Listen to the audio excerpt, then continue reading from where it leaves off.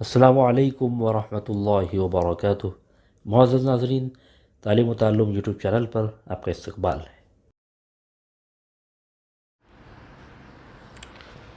سلسلہ نمبر 212، سوال نمبر 1، کن دو قبائل نے آپ صلی اللہ علیہ وسلم سے درخواست کی کہ انہیں کچھ لوگ ایسے دیے جائیں جو انہیں دین کی تعلیم دے سکیں؟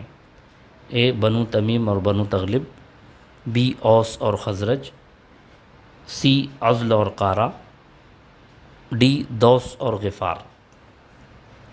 قبائل آ کر اسلام قبول کیا کرتے تھے اور ان کی دین کی تعلیم کے لیے آپ صحابہ کو روانہ فرماتے تھے۔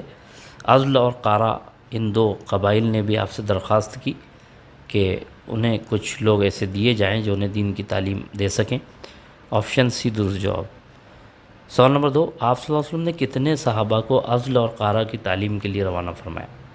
اے 5 صحابہ کو، بی 6 صحابہ کو، سی 7 صحابہ کو، ڈی 8 صحابہ کو۔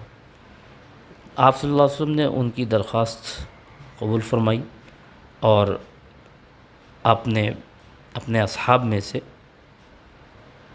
6 صحابہ کو ان کی تعلیم و تربیت کے لیے روانہ فرمایا۔ آپشن بی درست جواب۔ سوال نمبر 3 آپ کی اسکرین پر، عزل اور قارہ کے افراد نے ان صحابہ کے ساتھ کیا سلوک کیا؟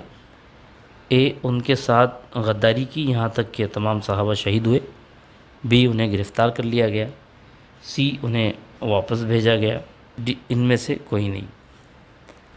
عزل اور قارہ کے افراد نے ان صحابہ کے ساتھ